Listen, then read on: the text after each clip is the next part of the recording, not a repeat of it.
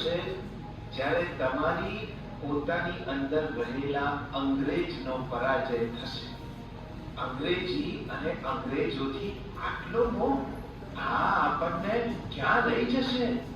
મારા આગ્રહ પર શ્રીમાન તિલકજી અને જીન્ના સાહેબ તથા બીજા લોકોએ પોતાની માતૃભાષામાં બોલીને એને જે સન્માન આપ્યું છે એ આનંદની વાત છે.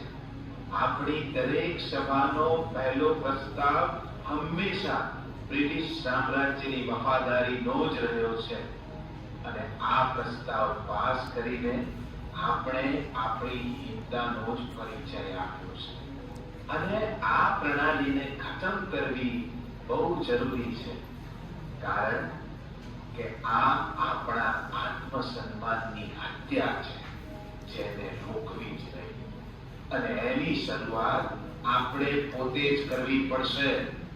આઝાદી મેળવતા પહેલા પોતાની જાતને આપણે પશ્ચિમીકરણની ગુલામીમાંથી આઝાદ કરાવવી પડશે. સ્વરાજ મેળવવા સ્વદેશી બનવું પડશે. પોતાના અસ્તિત્વમાંથી પરદેશીપણાને કાઢવું પડશે. પછી એ વિલાયતી વસ્ત્રો જ કેમ ના હોય.